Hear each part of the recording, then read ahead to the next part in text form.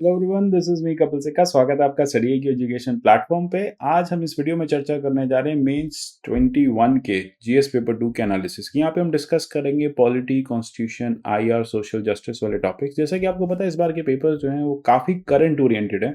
तो जानेंगे एग्जैक्टली कि ऐसे में हमें कैसे प्रिपरेशन करनी चाहिए। हम क्वेश्चन बाय क्वेश्चन देखेंगे कैसे स्टडी आई, क्योंकि वीडियोज़ काफ़ी हेल्पफुल रहेंगी आपके लिए when it comes to current affairs. आप इस वीडियो के पीडीएफ में टेलीग्राम चैनल से डाउनलोड कर सकते हैं। आप मुझे @कपिल सिक्का ट्विटर हैंडल पे फॉलो कर सकते हैं।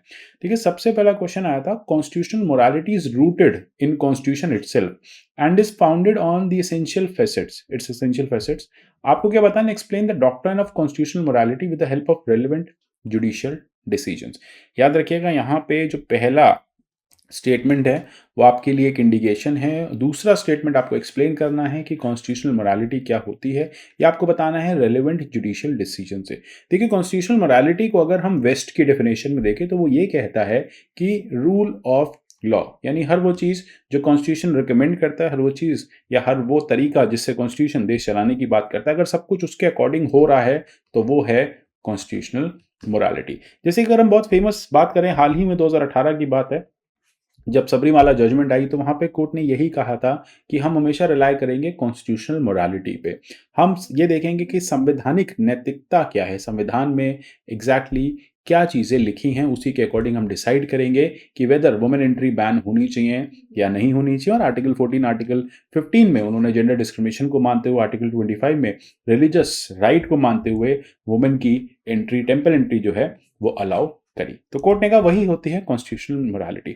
अगर आप डॉक्टर अंबेडकर के शब्दों में जानेंगे तो एग्जैक्टली कॉन्स्टिट्यूशनल मोरालिटी वही कहती है जहां पे कॉन्स्टिट्यूशन के प्रिंसिपल्स को एडहियर किया जाता है, अपहोल्ड किया जाता है। और वो क्या हो सकते हैं? वो रूल ऑफ लॉ हो सकते हैं, वो सेपरेशन ऑफ पावर हो सकते हैं, वो बेसिक स्ट्रक्चर हो सकता है। ये सब है कॉन्स्टिट्यूशनल मोरालिटी। मतलब बहुत सारे शब्दों में, कोई भी एडहेरेंस जहां पे फेथफुल हैं आप bottom line principles of constitutional values, जो भी आपके कॉन्स्टिट्यूशन में वैल्यू सिस्टम है, अगर देश उसी के हिसाब से चल रहा है, सरकारें उसी के हिसाब से चल रही हैं, गवर्नमेंट के जो एक्शंस हैं, डिसीजंस हैं, वो कॉन्स्टिट्यूशनली अलाइंड हैं, तो हम कहेंगे कि हाँ exactly doctrine of constitutional morality जो है उस कंट्री में फॉलो किया जाता है। इसे कोर्ट ने ओवर द टाइम, देखिए ये कहीं कॉन्स्टिट्यूशन में मेंशन नहीं है, किसी आर्टिकल में इसकी बात नहीं की जाती, इसे कोर्ट ने अपने डिसीजंस में इसको इम्पोज किया। जैसे कि हम बात करें SP Gupta versus union of India में, जहां पे कोर्ट ने क्लियरली कैटेगोरिकली कहा कि किस तरह से जो एग्जीक्यूटिव्स हैं वो एक इंपॉर्टेंट प्लेस होल्ड करते हैं जुडिशियल प्रोनाउंसमेंट्स में या जुडिशियल अपॉइंटमेंट्स में। साथ ही साथ हम बात करें केशव भारती की, जहां पे कोर्ट ने क्लियरली कहा कि किस तरह से बेसिक स्ट्रक्चर जो है उसको एडहियर करना है, कॉन्स्टिट्यूशनल मॉरल प्रिंसिपल को एडहियर करना है। जैसे कि मैंने आपको बताया, सबरीमाला केस 2018 में कोर्ट ने क्लियरली कहा कि किस तरह से वुमेन को आप या वुमेन की एंट्री को आप नहीं रोक सकते या वुमेन को डिस्क्रिमिनेट नहीं कर सकते on the grounds of article 14 and 15। In fact अगर आप करते हैं तो वो आर्टिकल 17 का भी इंफ्रिंजमेंट है, जहां पे अनटचेबिलिटी प्रैक्टिस करने जैसा है।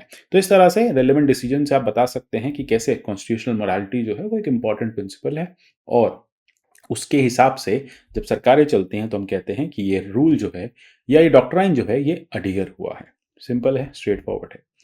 चलते हैं क्वेश्चन 2 की तरफ। ये हमने अपनी वीडियो में कई बार डिस्कस किया। अगर आप स्टडी आईक्यू को देखते हैं, करंट अफेयर्स की वीडियो हमारी देखते हैं, तो बहुत बार डिस्कस किया गया है कि discuss the desirability of greater representation to women in higher judiciary to ensure diversity, equity and inclusiveness.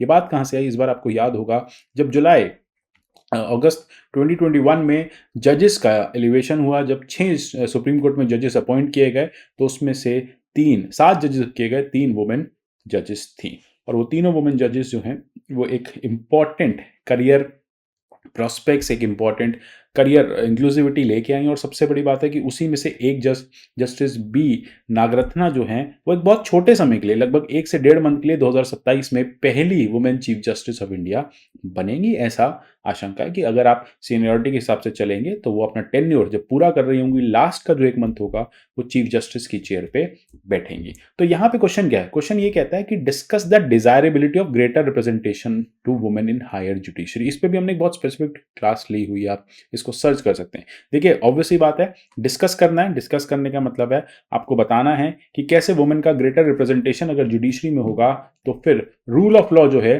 वो वुमेन के फेवर में होगा। वुमेन सेंट्रिक जजमेंट्स लिए जाएंगे, वुमेन की प्रॉब्लम्स को समझा जाएगा, और ग्रेटर पार्टिसिपेशन होने से एक इक्विटी का जो प्रिंसिपल है मेन वर्सेस वुमेन का, वो भी अडियर होगा। और जुडिशियल बेंचेस पे आप देखेंगे डाइवर्सिटी होगी। जुडिशियल बेंचेस पे अभी कितनी है, 3 वुमेन जजेस हैं। अगर आप सोचिए कि देश भर में अगर 30, 31, 32 जो भी इस समय फाइनल जजेस बैठे हैं, उसमें से मात्र 3 अगर जजेस हैं, तो सिर्फ 10% ही आप कह सकते हैं रिप्रेजेंटेशन है। एटलीस्ट जो सहभागिता है, जो भागीदारी है, वो 50% के आसपास तो होनी चाहिए ना भाई। हाफ ऑफ द पॉपुलेशन हम कहते हैं कि फीमेल्स हैं, तो फिर उनके अकॉर्डिंगली इक्विटी भी यहाँ पे स्टैब्लिश होनी चाहिए। ठीक है, तो इसलिए ये चीज़ हम कहेंगे कि ये काफ़ी इंपॉर्टेंट है। और करंटली क्योंकि ये इस तरह के अपॉइंटमेंट्स न्यूज़ में थे, तो यूपीएससी ने आपसे करंट ओरिएंटेड क्वेश्चन पूछ लिया। सिंपल है। एक और क्वेश्चन आया जिसको लेके स्टूडेंट्स थोड़े से कंफ्यूजन में आ गए कि how the recommendations of 14th finance commission of India enabled states to improve their fiscal position. अब चल रही है 15th फाइनेंस कमीशन, आप पूछ रहे हैं 14th फाइनेंस कमीशन को क्यों पूछ रहे हैं। ठीक है, 14th फाइनेंस कमीशन ने काफ़ी चेंजेस किए। उन्होंने जो सेंट्रल का जो स्टेट का पूल ऑफ टैक्सेस है उसको 42% कर दिया, यानी 32%। जहां पहले डिविजिबल पूल से पैसा स्टेट्स को जाता था, अब 42%, स्ट्रेट फॉरवर्ड 10% की वृद्धि, काफ़ी बड़ी वृद्धि थी 14th फाइनेंस कमीशन ने इसको की। तो ऑब्वियसली बात है कि इसके जो टर्म्स ऑफ रेफरेंस हैं वो अभी भी इंपॉर्टेंट है। एक बात और भी है, इसके टीओआर के रेफरेंस को इंपॉर्टेंट इसलिए भी हैं क्योंकि कहीं ना कहीं ये एक नॉर्थ साउथ डिवाइड को भी हाईलाइट करते हैं। और सबसे बड़ी बात है कि यहाँ पे पूछा है कि रिकमेंडेशन जो है क्या उन्होंने स्टेट्स की फिस्कल पोजीशन को इम्प्रूव किया है। ऑब्वियसली आप देखेंगे जब स्टेट्स को 10% ज़्यादा फंड मिलेगा तो फिस्कल पोजीशन तो इम्प्रूव होगी ही होगी।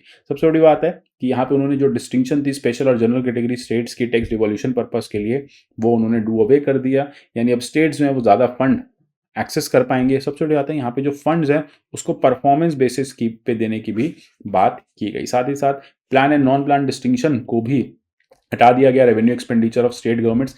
यानी अब रेवेन्यू उनके पास अपने अकॉर्डिंग वो स्पेंड कर सकते हैं। ठीक है, अगर उनको अब आप उनमें उनको देने वाले फंड्स में कोई प्लान और unplan distinction, non plan distinction नहीं बनाएंगे, तो स्टेट्स अपनी इंपॉर्टेंट नीड्स के हिसाब से, अपनी नेसेसिटी के हिसाब से वो फंड जो है वो खर्च कर सकते हैं। तो 10 मार्क्स में ही लिखना है। ठीक है, इसको आप कैसे स्टार्ट कर सकते हो, इसको आप जल्दी से स्टार्ट कर सकते हो। फाइनेंस कमीशन जो आर्टिकल 280 में कॉन्स्टिट्यूशनल बॉडी है जो सेंटर और स्टेट के बीच में फंड्स के डिवोल्यूशन की बात करती है। चलते हैं सीधे 14 फाइनेंस कमीशन पे, जहां पे फंड के डिवोल्यूशन को बढ़ाया गया, 42% किया गया 32% से, और उसके साथ साथ ये सारी चीजें एड ऑन की गई। ठीक है, और सबसे बड़ी बात है जीएसटी के जो लॉसेस थे उसको भी कंपनसेट करने की बात 14 फाइनेंस कमीशन ने दी थी। तो फिर फिस्कल पोजीशन तो इंप्रूव होगी ही होगी। सिंपल है, स्ट्रेट फॉरवर्ड क्वेश्चन है। To what extent in your view parliament is able to ensure accountability of the executive in India. Parliament किस तरह से एग्जीक्यूटिव की अकाउंटेबिलिटी यहाँ पे लेके आती है। तो सबसे पहले तो आपको ये समझना है कि एग्जीक्यूटिव है कौन। काउंसिल ऑफ मिनिस्टर्स, ठीक है, गवर्नमेंट, सरकार। किस तरह से यहाँ पे इस अकाउंटेबिलिटी को इंश्योर किया जाता है, पार्लियामेंट में क्वेश्चंस पूछे जाते हैं, पार्लियामेंट में वेरियस इंस्ट्रूमेंट्स होते हैं जिसके थ्रू पार्लियामेंट फंक्शन करती है, टूल्स होते हैं जो डेमोक्रेसी को इंश्योर करते हैं, लॉ मेकिंग प्रोसेस होता है जिसके थ्रू पार्लियामेंट एक फाइनल अथॉरिटी जो है वो एग्जीक्यूटिव पे बनाती है। समय के साथ साथ अलग अलग टूल्स के चलते वो सरकार को या एग्जीक्यूटिव को अपने जो इंपॉर्टेंट उसके ड्यूटीज होती हैं वो भी गिनाती रहती है। तो आपको क्या लगता है, क्वेश्चन पूछा गया to what extent in your view the parliament is able to ensure accountability of executive in India. Obviously to 100% they have been able to through various instruments, है ना, अलग अलग पार्लियामेंट्री टूल्स के थ्रू, अलग अलग parliamentary instruments के through यहाँ पे अकाउंटेबिलिटी जो है वो इंश्योर की जा रही है। तो अभी 150 वर्ड्स में, बहुत ज़्यादा नहीं लिखना आपको, थोड़े थोड़े पार्लियामेंट में होने वाले या पार्लियामेंट में यूज किए जाने वाले सारे टूल्स को आपको एक एक लाइन में मेंशन करते हुए आगे बढ़ना है। चलते हैं क्वेश्चन 5 की तरफ। Pressure groups play a vital role in influencing public policy making in India. ये बात सही है। Explain how the business associations contribute to public policy. देखिए 150 वर्ड्स में है और बहुत स्पेसिफिक क्वेश्चन पूछा है। अब यहाँ पे ना हम क्वेश्चन को ब्रेक करेंगे। कैसे करेंगे, पहला पूछा गया pressure group play a vital role in influencing public policy making in India. Yes, obviously justify कर रहे हैं हम, आपसे बात पूछी नहीं गई। आपसे तो सिंपल ये पूछा गया है कि एक्सप्लेन करो business association contribute to public policy. किस तरह से बिजनेस एसोसिएशन जो हैं वो पब्लिक पॉलिसी मेकिंग में जो है वो गवर्नमेंट को कंट्रीब्यूट या पब्लिक पॉलिसीज में कंट्रीब्यूशन करती है। तो चाहे आप इफी की बात करें, आप डिकी की बात करें, देन आप कॉन्फेडरेशन ऑफ इंडियन इंडस्ट्रीज की बात करें, आप society for industries of automobile manufacturers की बात करें, तो ऑब्वियसली ये सब क्या है, ये एक तरह से प्रेशर ग्रुप्स हैं। तो यहाँ पे आप बता देंगे वो प्रेशर ग्रुप्स होते क्या हैं। प्रेशर ग्रुप एक सेगमेंट होता है, एक एसोसिएशन होती है जो पब्लिक पॉलिसी को इन्फ्लुएंस करती है अपने रेस्पेक्टिव फील्ड में। अब यहाँ पे स्पेसिफिकली पूछा है सिर्फ बिजनेस एसोसिएशंस, ठीक है। तो फिर आप बता देंगे किस तरह से बिजनेस एसोसिएशंस जो हैं वो गवर्नमेंट को प्रेशराइज करती हैं और पब्लिक पॉलिसी में को इंश्योर करते हैं, या फिर पब्लिक पॉलिसी को बहुत सिंपल शब्दों में इन्फ्लुएंस करती हैं। तो इन्फ्लुएंसिंग होती है प्रेशर ग्रुप्स के द्वारा। जैसे मैं सियाम के और फिर यहाँ एग्जाम्पल्स देके बता दीजिए। जैसे सियाम ने गवर्नमेंट को, जब अभी इंपोर्ट को लेके काफ़ी क्राइसिस चल रही थी, ठीक है, और तो सियाम ने एक रिप्रेजेंटेशन दिया सरकार को कि इंपोर्ट ड्यूटीज़ कम करिए, क्योंकि लगभग 65% जो ऑटोमोबाइल के पार्ट्स हैं वो इंपोर्ट होते हैं, तो गाड़ियाँ बहुत महंगी हो जाती हैं, हम यहाँ पे प्रॉफिटेबिलिटी नहीं कर पाते। सबसे ज़्यादा कॉम्पिटिटिवनेस को लेके बड़े इश्यूज हो जाते हैं, ठीक है। तो कॉम्पिटिटिवनेस को लेके इश्यूज हो जाते हैं। साथ ही साथ अगर हम यहाँ पे बात करें ई व्हीकल्स को लेके, उन्होंने पॉलिसी फ्रेमवर्क में सरकार की काफ़ी हेल्प की। सियाम ने पूरा रोड मैप दिया किस तरह से आप ई व्हीकल्स को इंट्रोड्यूस कर सकते हैं, किस तरह से आप चार्जिंग स्टेशंस को आप लगा सकते हैं। तो ये सारी चीज़ें आप देखेंगे ना, तो गवर्नमेंट की जो फेम है, फेम 2.0 है, इसको भी लाने में बहुत इंपॉर्टेंट हाथ रहा है इन प्रेशर ग्रुप्स का, ठीक है। देन उसके बाद आप फिकी बता दीजिए कि किस तरह से बढ़ता फिकी का जो रोल है, सीआईए का जो बढ़ता रोल है, वो सरकार के बजट प्रोसेस में, ठीक है, मिनिस्ट्री ऑफ कॉमर्स के वेरियस पॉलिसीज को इन्फ्लुएंस करता है। नेक्स्ट देखते हैं question number 6। Besides being moral imperative of welfare state, primary health structure is necessary pre condition for sustainable development. Analyse, बहुत सिंपल है। यहाँ पे आपको एनालाइज करना है कि किस तरह से वेलफेयर स्टेट क्या एक मॉरल इंपेरेटिव है, सरकार की ड्यूटी है। अब इसमें प्राइमरी हेल्थ स्ट्रक्चर जो है वो कैसे एक नेसेसरी प्री कंडीशन बन जाता है, और यहाँ पे टर्म है सस्टेनेबल डेवलपमेंट। तो याद करिए गोल नंबर 3। गोल नंबर 3 क्या कहता है? गुड हेल्थ और वेलबींग। गुड हेल्थ और वेलबींग जब हो जाएगा तो ऑटोमेटिकली बाकी सस्टेनेबल गोल्स, अगर हम बात करें पावर्टी की, हम बात करें क्वालिटी एजुकेशन की, जेंडर इक्वालिटी की, तो ये सब भी अचीव होगा।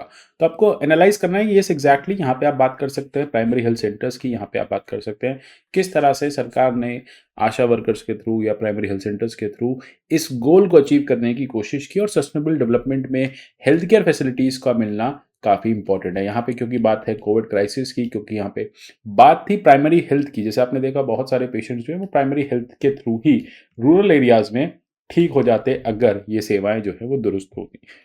सो अल्टीमेटली आप इसी तरह से इस क्वेश्चन को डील करेंगे, बहुत सिंपल है। Next is earn value learn scheme needs to be strengthen to make vocational education skill training meaningful. Obviously यहाँ पे बात हो रही है स्किल इंडिया मिशन की, तो इसके लिए आप नेशनल काउंसिल और वोकेशनल एजुकेशनल ट्रेनिंग की वेबसाइट देख सकते हैं। वहाँ पे क्लियरली सब कुछ मेंशन है किस तरह से वोकेशनल एजुकेशन को बढ़ावा दिया जाएगा। सरकार काफ़ी लंबे समय से कह रही है कि वोकेशनल ट्रेनिंग एक बहुत इंपॉर्टेंट पैरामीटर जो है वो बन के आ चुका है। तो अर्न वैल्यू लर्न स्कीम के थ्रू आप इसको जोड़ सकते हैं और आप बता सकते हैं कि कैसे ये अगर स्ट्रेंथन होगी तो कंट्री में जो एम्प्लॉयबिलिटी है, उसके जो एम्प्लॉयबिलिटी के जो फैक्टर्स हैं वो बढ़ेंगे, लोगों को ज़्यादा से ज़्यादा जॉब्स जो हैं वो मुहैया कराई जाएंगी। एंड अल्टीमेटली जब जॉब्स बढ़ेंगी तो लोगों की इनकम लेवल्स भी, जॉब्स मिलेंगी तो इनकम लेवल्स भी बढ़ेंगे। अब नेक्स्ट क्वेश्चन आता है, vicious cycle of gender inequality, poverty and malnutrition be broken through microfinancing of women SHGs, explain with examples। देखिए यहाँ पे पूछा जा रहा है कि क्या विशियस साइकिल जेंडर इनइक्वालिटी की, पावर्टी की और malnutrition की SHG के थ्रू ब्रोकन की जा सकती है। आपसे पूछा जा रहा है कि क्या SHG का एक फॉर्मेडेबल रोल है in such kinds of scenario. So obviously you need to mention what exactly is SHG। आप बताएंगे सेल्फ हेल्प ग्रुप होता क्या है, सेल्फ हेल्प ग्रुप से कैसे हम जेंडर इक्वालिटी को अचीव कर सकते हैं, पावर्टी को एलिमिनेट कर सकते हैं और माल न्यूट्रिशन की प्रॉब्लम को सॉल्व कर सकते हैं। अब यहाँ पे फंडा है simple, through micro financing of women SHGs। तो आपको यहाँ बताना है कि किस तरह से माइक्रो फाइनेंस वाली जो वुमेन SHGs है, चाहे हम कुदुमश्री मॉडल की बात करें, हम सेवा मॉडल की बात करें, तो हम यहाँ बताते चलेंगे किस तरह से ये जो SHGs हैं ये वुमेन के लिए इक्वालिटी भी लेके आई हैं, पावर्टी एलिमिनेट भी किया है और मालन्यूट्रिशन की प्रॉब्लम को सॉल्व भी किया है। यहाँ पे क्योंकि बहुत स्पेसिफिक बात है, क्वेश्चन बहुत स्पेसिफिक हो जाते हैं इस तरह के, यहाँ पे आपको एग्जांपल्स देना बहुत नेसेसरी है। आपको स्पेसिफिक एग्जांपल्स के थ्रू ही इस तरह के क्वेश्चंस को लिखना होगा। नेक्स्ट चलते हैं question 9. If the last decade were of Asia's growth story, the next few are expected to be Africa's. In the light of the statement examine India's influence in Africa in recent year. Obviously बात है, यहाँ पे China का बढ़ता clout है and more over कहा जाता है कि अफ्रीका उस जो है वो काफ़ी इंपॉर्टेंट है अगली आने वाली सेंचुरी के लिए.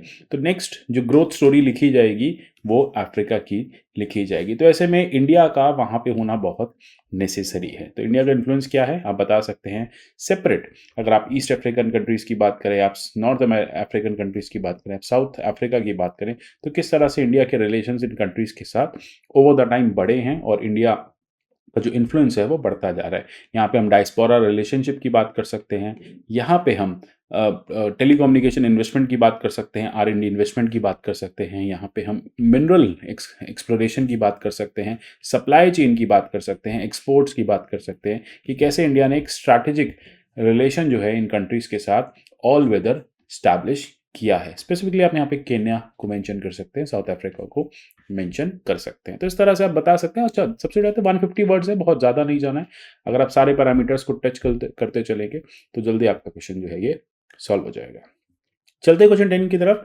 The USA is facing an existential threat in the form of China that is much more challenging than erstwhile Soviet Union. Do you agree with this? Yes, to an extent we agree. तो इसमें आप बताएंगे China and USA के बीच के खराब होते रिश्ते, whether it is the economic ties, whether it is the strategic ties, है ना, हर तरह से कैसे ये जो रिलेशंस हैं ये खराब हो रहे हैं. चाइना कैसे यूएस कैसे अपनी प्रेजेंस को एशिया पैसिफिक में बढ़ाना चाह रहा है और चाइना उसको थ्रेट फील करके उसको टाइम टू टाइम काउंटर कर रहा है. तो बिल्कुल है कि जो एग्जिस्टेंशियल थ्रेट है ये यूएसए को अब चाइना से, मतलब यूएसएसआर के कंपैरिजन चाइना जो है वो बड़ा थ्रेट यूएस के लिए बन चुका है. जैसे यूएसएसआर तो आइडियोलॉजिकल थ्रेट था, यहाँ पे इंडस्ट्रियल थ्रेट है, यहाँ पे मैन पावर के केस में है. ठीक है, बढ़ती हुई चाइना जो यूएस की डेट है, बट इकोनॉमी में जो बढ़ता हुआ डेट है वो भी एक एग्जिस्टेंशियल थ्रेट है और चाइना उसका काफ़ी ज़्यादा बेनिफिट ले रहा है. अब क्वेश्चन 11 ये करंट अफेयर्स है, इसको भी हमने बहुत डिटेल में डिस्कस किया था नवंबर के मिड में. आपको याद होगा सीबीआई को लेके जब वेस्ट बंगाल ने सीबीआई की जो प्रोब करने की पावर थी उसको विड्रॉ कर लिया है, तो यहाँ पे हमने इसको बहुत डिटेल में डिस्कस किया था. पूछा है jurisdiction of CBI regarding lodging an FIR conducting probe within particular state is been question by various states. बात बिल्कुल सही है, 8 स्टेट्स विड्रॉ कर चुके हैं. तो ये स्टेटमेंट है. आपको क्या बताना, how the power state to withhold consent is not absolute, explain with special reference to federal character of India. ठीक है, special reference to federal character of India के बारे में आपको यहाँ पे बताना है किस तरह से कि जो सीबीआई को ये पावर को विड्रॉ करने की या सीबीआई की कंसेंट को विड्रॉ करने की पावर है वो एब्सोल्यूट नहीं है. इनफैक्ट सुप्रीम कोर्ट भी अपने केस में, विनीत चावला केस में बहुत क्लियरली, यहाँ पे विनीत चावला केस मेंशन कीजिए, बहुत क्लियरली इस केस में कह चुका है कि जितने भी करप्शन के केसेस हैं, करप्शन के केसेस क्योंकि सेंटर के पास पावर है इनको इन केसेस को मॉनिटर करने की, इन केसेस को रजिस्टर करने की, इन केसेस के पीछे सीबीआई चलाने की, सीबीआई लाइव इसलिए गई थी. सो अल्टीमेटली ये पावर जो है स्टेट्स सेंटर से नहीं ले सकते, क्योंकि करप्शन जब सेंट्रल सीपीएसयूज में होगा, सेंट्रल पब्लिक सेक्टर यूनिट्स में होगा, और वो किसी स्टेट में, लेट अस से वेस्ट बंगाल में है और वेस्ट बंगाल गवर्नमेंट कह रही कि नहीं यहाँ पे सीबीआई जो है वो काम नहीं करेगी, तो वो फेडरल स्ट्रक्चर जो है खराब करने वाली बात हो जाएगी. क्योंकि हमारा जो फेडरल स्ट्रक्चर है वो यूनिटरी बाइस्ड है और होम मिनिस्ट्री जो है वो लॉ एंड ऑर्डर को मेंटेन करती है to an extent with the help of CBI. ठीक है, तो यहाँ पे सीबीआई की जो पावर्स हैं ये बताती है कि भारत का एक तरह से यूनिटरी टिल्ट मॉडल है in the name of central investigation. कुछ एक मामले वो कौन कौन से हैं, वो हैं मेजर करप्शन के मैटर्स. ठीक है, तो इस पर हमने बहुत डिटेल क्लास की थी, आप जाके रेफर कर सकते हैं उसको. सिमिलरली ह्यूमन राइट कमीशन के बारे में कहा है कि कंट्रीब्यूट किया है, प्रोटेक्ट किए हैं ह्यूमन राइट्स को, लेकिन अभी भी अपने आप को असर्ट नहीं कर पाई है. आपको बताना है स्ट्रक्चरल प्रैक्टिकल लिमिटेशंस. ठीक है, सजेस्ट रेमेडियल मेजर्स. सबसे पहले आप स्ट्रक्चर के केस में बताइए कैसे मैन पावर की कमी है, किस तरह से स्ट्रक्चर जो है वो टू एन एक्सटेंट जो प्रॉब्लम्स है उसको सेटिस्फाई नहीं करता है. फिर प्रैक्टिकल लिमिटेशंस क्या है, भाई पावर्स नहीं है. ठीक है, तो पावर्स बहुत लिमिटेड हैं when it comes to human right commission. ठीक है, तो पावर्स लिमिटेशन होने की वजह से अब आगे आप बता दीजिए कि कैसे रेमेडी में इनको टीथ देने की ज़रूरत है. टीथ होंगे तभी ये जो है चैलेंज कर पाएंगे और तभी जो प्रॉब्लम्स हैं वो रिजॉल्व हो पाएंगी. ये थोड़ा सा क्वेश्चन इंटरेस्टिंग था. Analyse distinguishing feature of notion of equality in constitutions of USA and India. याद करिए इंडिया का जो इक्वालिटी का प्रिंसिपल है आर्टिकल 14 में, वो बात करता है इक्वालिटी बिफोर लॉ की, जो कि एक ब्रिटिश कॉन्सेप्ट है, और वो बात करता है इक्वल प्रोटेक्शन ऑफ लॉ की, दोनों की बात करता है। तो पहला तो ये डिफरेंस हो जाता है। जब बात आती है यूएसए की, यूएसए में बात की जाती है इक्वल प्रोटेक्शन ऑफ लॉ की, जो हमने यूएसए से लिया। दूसरा, यूएसए जो है वो सिविल इक्वालिटी की बात करता है, नोशन ऑफ सिविल इक्वालिटी की। इंडिया जो है वो एक इक्विटी के प्रिंसिपल की बात भी करता है और साथ ही साथ इक्वालिटी के प्रिंसिपल की बात भी करता है। ठीक है, तो ये सबसे बड़ा डिस्टिंग्विशिंग फीचर है, क्योंकि यहाँ पे आपसे पूछा है क्या है डिस्टिंग्विशिंग फीचर। तो इस क्वेश्चन को सॉल्व कैसे करेंगे? सबसे पहले आप बताएंगे प्रिंसिपल ऑफ इक्वालिटी कहता क्या है। ठीक है, what exactly is principle of equality. फिर आप बताएंगे कैसे दोनों कॉन्स्टिट्यूशंस इक्वलिटेरियन है इन नेचर, उनका भी हमारा भी, यूएस का कॉन्स्टिट्यूशन भी और इंडियन कॉन्स्टिट्यूशन भी इक्वलिटेरियन नेचर है। किस तरह से हमने बिल ऑफ राइट्स, उन्होंने बिल ऑफ राइट्स और हमने फंडामेंटल राइट्स में इक्वालिटी को काफी इंपॉर्टेंट जगह दी, हमने तो प्रियम्बल में भी इसको बहुत इंपॉर्टेंट जगह दी। अब आप बताएंगे डिफरेंट फैक्टर्स क्या, डिस्टिंग्विश फैक्टर्स क्या हैं, किस तरह से वहां सिविल इक्वालिटी का कॉन्सेप्ट है, ठीक है, और किस तरह से यहाँ पे equal protection of law and equality before law दोनों का कॉन्सेप्ट है। ठीक है, दूसरी बात है हम अपनी इक्वालिटी के प्रिंसिपल में कॉन्सेप्ट ऑफ पॉजिटिव डिस्क्रिमिनेशन को भी अलाउ करते हैं। ठीक है, हम बात करते हैं यहाँ पे कि हाँ पॉजिटिव डिस्क्रिमिनेशन जो है वो अलाउड होगा। हम यहाँ पे इक्वालिटी तो ठीक है करेंगे करेंगे, साथ साथ इक्विटी भी प्रैक्टिस करेंगे, वो बात करते हैं इक्वालिटी की। इस तरह से आप डिस्टिंग्विश कर देंगे। देन लेजिस्लेटिव काउंसिल काफी न्यूज में थी, ममता बनर्जी को लेके बड़ी क्राइसिस थी। अच्छा, ये क्वेश्चन बड़ा स्ट्रेट पूछ लिया, यूजुअली इस तरह से स्टूडेंट प्रिपेयर करके नहीं जाते। उन्होंने पूछा explain the constitutional provision under which legislative councils are established, article 169। बहुत स्पेसिफिकली आपसे पूछा गया है, तो यहाँ पे आर्टिकल 169 को आपको बहुत स्पेसिफिक मेंशन करना पड़ेगा। कॉन्स्टिट्यूशनल प्रोविजन क्या है, कैसे स्टैब्लिश किया जाता है, ठीक है, तो आपको बताएंगे किस तरह से स्टैब्लिश किया जाता है। स्टेट जो है वो रिक्वेस्ट करते हैं, रेजोल्यूशन पास करते हैं, फिर पार्लियामेंट के पास जाता है, पार्लियामेंट उसको एक अपनी सिंपल मेजोरिटी से पास करती है। पार्लियामेंट चाहे तो इस बिल को पेंडिंग भी रख सकती है, जैसे कि उड़ीसा के केस में पार्लियामेंट ने पेंडिंग रखा हुआ है। अब आपको बताना है review the working and current status of legislative councils. Working obviously they work as a secondary chamber, ठीक है, याद रखना सेकेंड चैम्बर नहीं है, सेकेंडरी चैम्बर है। हम जब बात करते हैं स्टेट लेजिस्लेचर की, तो हम कई जगह पे यूनिकैमरल हैं, कई जगह पे बाई कैमरल हैं, ठीक है, तो इस तरह से आप बता सकते हो। सुटेबल इलस्ट्रेशंस यानी एग्जांपल्स के थ्रू आप बता सकते हो कैसे इनकी वर्किंग है, कैसे बड़े बड़े स्टेट्स यूपी, महाराष्ट्र, ठीक है, यहाँ पे काउंसिल्स जो हैं वो एक ऑल्टरनेटिव मैकेनिज्म दे रही हैं गवर्नेंस का। इस तरह से आप इस क्वेश्चन को लिख सकते हैं, ठीक है, तो बहुत सिंपल है, review the working and current status. चलते क्वेश्चन 15 की तरफ। Do departmental related parliamentary committees keep the administration on it toes? Yes of course. And inspire reverence for parliamentary control? Yes. Evaluate the working, तो आप बताएंगे क्यों departmental डीआरसीज लाई गई थी। ये भी एक पार्लियामेंट का टूल है एग्जीक्यूटिव को चेक पे रखने के लिए, इससे एग्जीक्यूटिव चेक पे रहता है।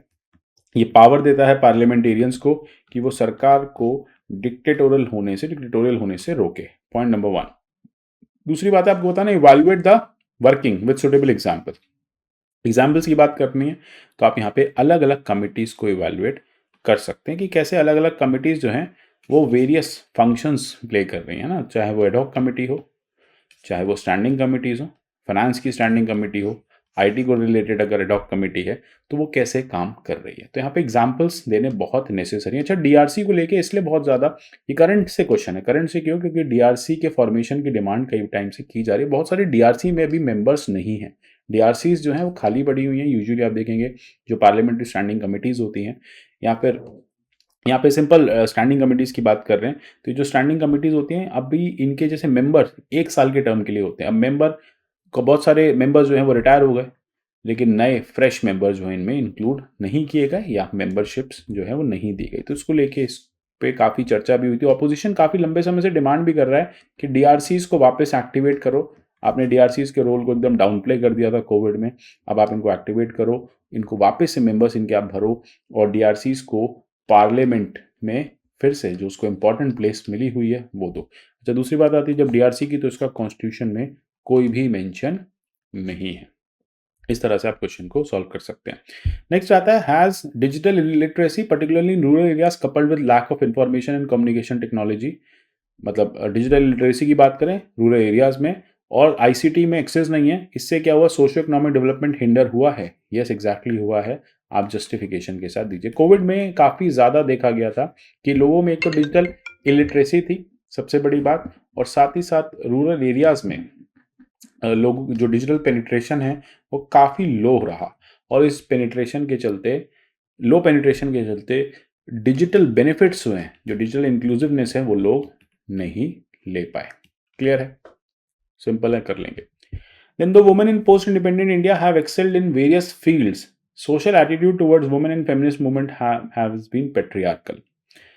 Women in post-independent India have excelled in various fields. Simple है, सोशल एटीट्यूड जो रहा है वो पेट्रियार्कल रहा है। ये एक स्टेटमेंट है, आपको आगे बताना है। Apart from women education and women empowerment, what interventions can help change this milieu? ठीक है, वुमेन एम्पावरमेंट स्कीम्स के अलावा क्या क्या किया जा सकता है? देखिए, रोल ऑफ एसएचजीज हो सकता है।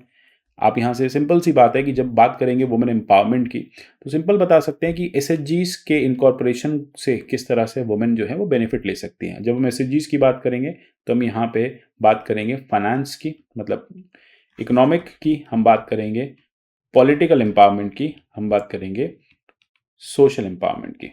ठीक है, तो कौन कौन से इंटरवेंशंस यहाँ पे किए जा सकते हैं? बहुत सिंपल, आपको उन एम्पावरमेंट्स को या फिर उन इंक्लूजन्स को बताना होगा, इंटरवेंशंस को बताना होगा। और सबसे बड़ी बात है कि करंट में जिस जिस तरह से गवर्नमेंट कर रही है, चाहे वो फार्म सेक्टर में हो, वुमेन का इनकॉर्पोरेशन है ना, आप देख रहे हैं किस तरह से life stock management government promote कर रही है, जिससे कि वुमेन जो है उनकी इकोनॉमिक इनकम हो जाए। तो यही आपको बताना है कि एजुकेशन और एम्पावरमेंट स्कीम्स के अलावा क्या क्या इंटरवेंशंस लिए जा सकते हैं। तो एसएचजी का रोल बहुत इंपॉर्टेंट है, पंचायत का रोल बहुत इंपॉर्टेंट है, डिसेंट्रलाइजेशन ऑफ पावर का रोल बहुत इंपॉर्टेंट है। इस तरह से हम पॉलिटिकली उनको एम्पावर कर सकते हैं, हम उनको इकोनॉमिकली एम्पावर कर सकते हैं। तो इकोनॉमिकली में एसएचजीज, पॉलिटिकली में पंचायत। ठीक है, देन उसके बाद अगर आप बात करें उनके अदरवाइज न्यूट्रिशनल एम्पावरमेंट की बात करें तो सेवा मॉडल को आप बता सकते हैं। ठीक है, तो किस तरह से वुमेन एम्पावरमेंट हो रहा है। सिंपल है। एक और क्वेश्चन है, क्योंकि सिविल सोसाइटी बहुत न्यूज में थी इसलिए पूछ लिया, can civil society and NGO present an alternative model of public delivery system to common citizen? Yes, they have been providing since long. हम देख रहे हैं चैलेंजेस क्या है इस ऑल्टरनेटिव मॉडल के। देखिए, चैलेंजेस यही है, एक तो गवर्नमेंट एपैथी है, ठीक है, ब्यूरोक्रेटिक एपैथी है, सिविल सोसाइटीज और एनजीओ को प्रमोट नहीं किया जाता। दूसरी बात है कि जिस तरह से फंड्स इसमें आते हैं तो एक फंडिंग को लेकर बड़ा इशू हो जाता है। ठीक है, दूसरी सबसे बड़ी बात है कि इन एनजीओ को कई बार मिसयूज भी किया जाता है, सिविल सोसाइटीज़ को मिसयूज भी किया जाता है to project an agenda against the government. तो यही चैलेंजेस हैं इस ऑल्टरनेटिव मॉडल के। ठीक है, सबसे बड़ी बात है इन मॉडल्स के लिए कोई बहुत हमारे पास हम कहेंगे कि बहुत स्टैब्लिश्ड सिस्टम नहीं है। अगर हम वेस्ट की बात करें, अगर हम यूरोपियन से कंट्रीज़ की बात करें, तो ये मॉडल्स वहाँ पे काफ़ी बेटर और एक ऑल्टरनेटिव गवर्नेंस मॉडल जो है वो प्रोवाइड कर रहे हैं। तो ये चैलेंजेस आप यहाँ पे डिस्कस कर सकते हैं। AIIMS and objectives of SCO बहुत सिंपल है, शंघाई कोऑपरेशन ऑर्गेनाइजेशन। इंपॉर्टेंस क्या है इंडिया की? न्यूज़ में था, एससीओ बार बार न्यूज़ में है। बताओ कैसे शंघाई कोऑपरेशन ऑर्गेनाइजेशन जो है एक इंपॉर्टेंट बॉडी है, एम क्या था, ऑब्जेक्टिव क्या था, और इंडिया कैसे यहाँ पे चाइना के साथ बैठ के चर्चा कर सकते हैं। मतलब जितने भी क्राइसिस हैं इंडिया चाइना के बीच में, वो इस तरह के प्लेटफॉर्म्स में आप रिजॉल्व कर सकते हैं। तो सिंपल क्वेश्चंस हैं, क्वेश्चंस बहुत सिंपल हैं। Traditional knowledge plus current affairs अगर आप मिक्स करके चलेंगे तो आपके क्वेश्चन सॉल्व हो जाएंगे। नेक्स्ट आता है ट्राई नेशनल पार्टनरशिप पर ऑकस की। ऑकस नया था, इस पे क्वेश्चन बनना ही था। इस पर बहुत बार हमारे यहाँ वीडियो बन चुकी है, आप देख सकते हैं जाके। तो चाइना के एम्बिशन जो है इंडो पैसिफिक रीजन को, इसको काउंटर करने के लिए, ठीक है, आपने देखा ऑस्ट्रेलिया, यूके, यूएस जो है वो साथ आया, तीनों कंट्री साथ आई और ऑकस पार्टनरशिप को उन्होंने स्ट्रेंथन किया। अब आपको बताना है इसके स्ट्रेंथ क्या होंगी, इसकी इंपैक्ट क्या होंगी। ऑब्वियसली बात है, स्ट्रेंथ क्या है, तीन कंट्रीज हैं, तीनों अलग अलग अलाइंड है, किस तरह से एशिया पैसिफिक को डोमिनेट करेंगी। इंपैक्ट क्या होगा, चाइना को एट बे रखा जाएगा। ठीक है, तो इस तरह से, और साथ ही साथ चाइना को भी over the time at bay रखने के बाद ये कंट्रीज जो हैं वो स्ट्रैटेजिक जो एप्लीकेशंस करके यहाँ पे ऑकस के इस मॉडल को बेटर कर सकती हैं। ठीक है, तो इस तरह से आप देखेंगे क्वेश्चंस बहुत सिंपल हैं, तो बहुत स्ट्रेट फॉरवर्ड पूछे गए हैं, इसमें बहुत ज़्यादा कोई ऐसा क्राइसिस वाली बात नहीं है। तो अगर आप करंट अफेयर्स को ठीक से कर रहे हैं और स्टडी आईक्यू की वीडियोस को ठीक से कर रहे हैं ना, तो आप बहुत इजीली इन क्वेश्चंस को लिख पाएंगे। तो आशा करता हूँ क्वेश्चंस आपको, मतलब जो स्ट्रक्चर्स हैं वो क्लियर हो गए होंगे। आपको क्या करना है, आप मेंस के हमारे आंसर राइटिंग के प्रोग्राम को ज्वाइन कर सकते हैं। यूपीएससी 2022 के लिए भी अभी आ गया है, तो इसको आप ज्वाइन करिए और इस तरह से क्वेश्चंस कैसे लिखना है इसकी स्ट्रैटेजी सीखिए। तो मिलते हैं अगले एनालिसिस में, तब तक के लिए goodbye, take care and God bless you all.